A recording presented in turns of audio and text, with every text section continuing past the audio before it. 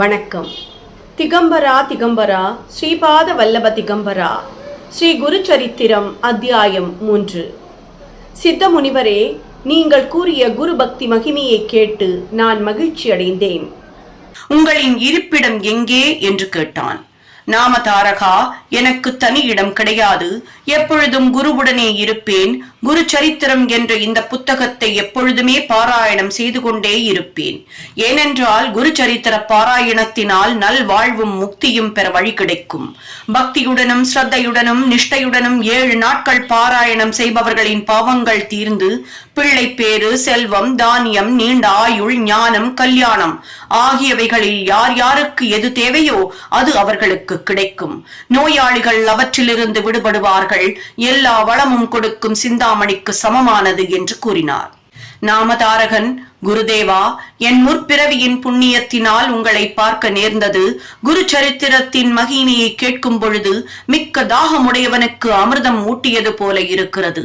இதை கேட்பதினால் என் அறியாமை போய்விடும். ஆகையால் இதை கேட்பதற்கு ஆவலுடன் இருக்கிறேன். என் சந்தேகங்களை தீர்க்கும் நீங்களே என் குரு.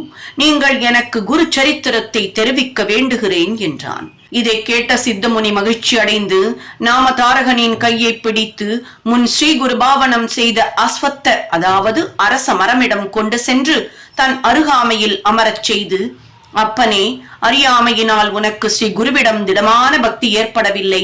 குருவை முழுமையான நம்பிக்கையோடும் பக்தியுடனும் சேவிப்பவர்களுக்கு அவரின் கருணை மழை பொழியும்.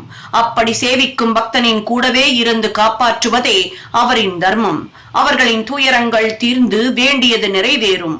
குருவின் கருணை எல்லோர் மேலும் சமமாக பொழியும்.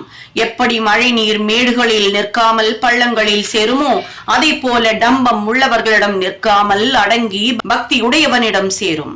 சிந்தாமணி நாம் வேண்டியதை தான் கொடுக்கும்.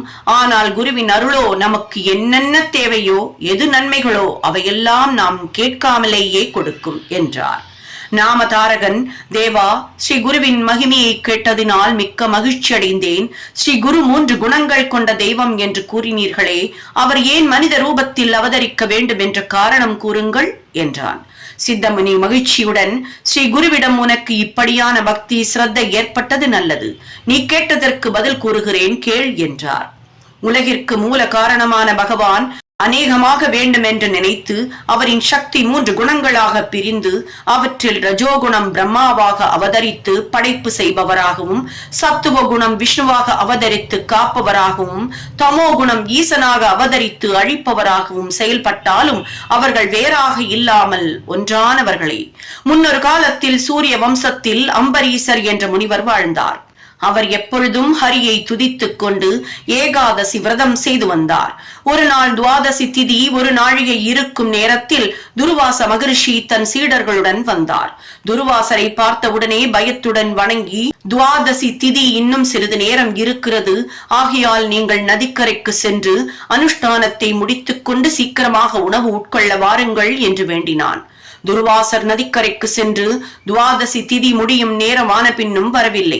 துவாதசி திதி முடிவடைவதற்குள் விரதத்தை முடிக்க வேண்டும். இல்லையெனில் விரதத்தின் பயன் இல்லாமல் போய்விடும். ஆனால் அதிதியான மகிழ்ச்சி வராமல் விரதத்தை முடிப்பது நல்லதல்ல. என்ன செய்வது என்று புரியாமல் உணவை உண்ணாமல் வெறும் தண்ணீரை பருகினார். அந்த நேரத்தில் மகிழ்ச்சி வந்து, நாங்கள் வராமல் நீ எப்படி விரதத்தை முடிப்பாய் என்று கோபித்து, நீ பலவிதமான யோனிகளில் பிறப்பாய் என்று சாபமிட்டார். அம்பரீசர் பயந்து தன் தெய்வமான ஹரியை வேண்டி சரணடைந்தார்.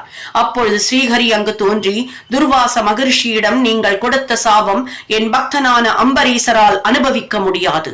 ஆனால் நீங்கள் கொடுத்த சாபம் வீணாக முடியாது. அதை நான் அனுபவிக்குமாறு செய்யுங்கள் என்றார்.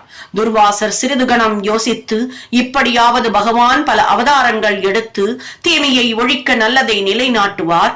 ஆகையால் அப்படியே ஆகட்டும் என்று கூறி சென்று விட்டார்.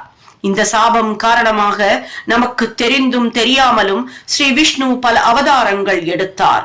அதில் தத்தாதிரேயரும் ஒருவர். அவதூத சிந்தன ஸ்ரீ குருதேவ தத்தா.